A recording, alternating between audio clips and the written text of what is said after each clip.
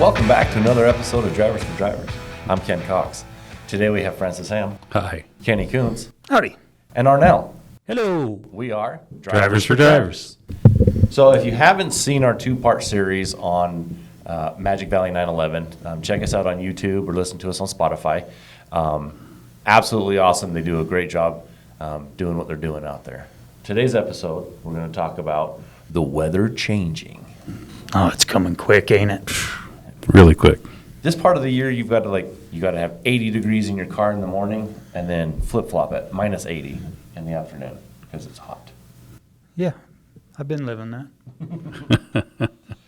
Well, speaking of weather changing, when we're looking at our drivers and our equipment, a couple of things there that we probably need to be looking at. On equipment, let's talk a little bit about some of the things that the equipment has to help us in adverse weather conditions that probably need to be looked at. I'll throw one of them out there to start with: heated mirrors. Nothing better than to be able to look in your mirror and see what's behind you instead of having it freezing up or something like that. You know, that's one of them. That's a definite must. Well, this is the time of the year to check your chains, make sure all your links are good, make sure they're in the truck. Yeah. Make sure you've got the cam wrench.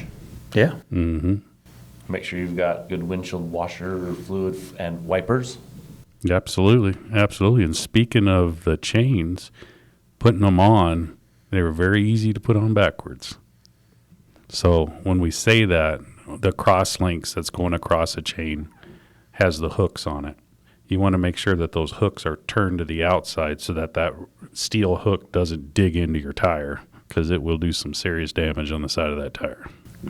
Tires are expensive. Absolutely. What kind of things are we missing right now? I know there's got to be some of our professional drivers out there that are listening to this podcast and they're saying, you need to have this, you know. So definitely chime in if you can. Put some comments down below. We'd like to see those for sure. Absolutely. Gloves, jackets. Make sure. So I've always been a huge proponent of having everyday carry stuff.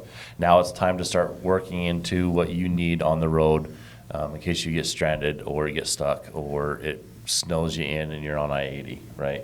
You want to make sure you've got plenty of water and plenty of food. Mm-hmm. You want to be able to stay warm and you want to be able to stay entertained. If it can happen, it will happen. It will happen. If you've got pets with you, you got to make sure that they're taken care of as well. They've got to have an abundance of food. They have to have abundance of water as well. Mm-hmm. So just start preparing for that. Start thinking about that.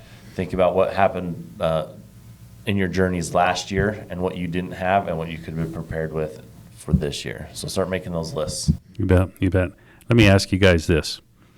So I'm a professional driver. And I'm heading out, and I'm in Wyoming, northern Wyoming. And all of a sudden, the temperatures drop, and we're looking at 20 to 30 below zero outside. Wind's blowing, it's cold, it's nasty. Truck's freezing up. What do I want to add to my fuel if it's already gelled up? And what do I want to add to make sure it doesn't gel up? 911. If it's already gelled up. The Lucas, there's several different brands, is the anti-gel. Yep. Lucas, Howells. You bet. But 911 isn't going to give you the bang if it's not already gelled up. It's primarily designed to go in on a gelled fuel. Correct. Make sure you're getting those reefers taken care of. I've seen trucks go not too bad if they're idling and going because they've got that return system and they're continually going. Those reefer systems are not really designed for that, so your reefer fuel will gel a lot quicker than your truck fuel will. And it's just not the fuel we need to worry about. It's air too. There is airline antifreeze. Mm-hmm. Drain those tanks, especially this time of year is a good time because they've been sweating all summer. Mm-hmm. Yeah. No, that's right. And I believe, I may be mistaken here, but on our glad hands, do we have the little, the rubbers on the glad hands for the seals?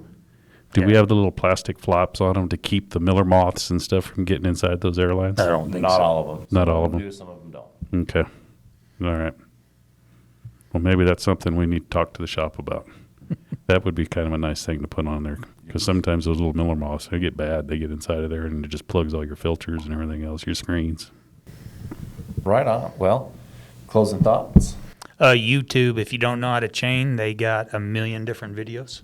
Come on down to the yard. I'll show you how to do it. We'll throw chains together. You bet, you bet. And I know the weather's coming. Our professional drivers do a great job out in the wintertime. It's something we deal with every year. It's just, the season change. So just anticipate what's coming on. Make sure you get your pre-trips done and everything on your truck and trailer. Make sure you're set up for the adverse weather conditions.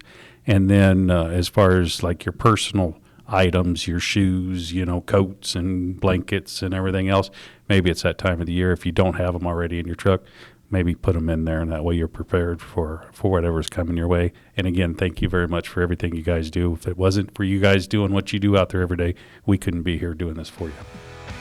Thanks for making me better, Moose. Yeah, thanks. See ya.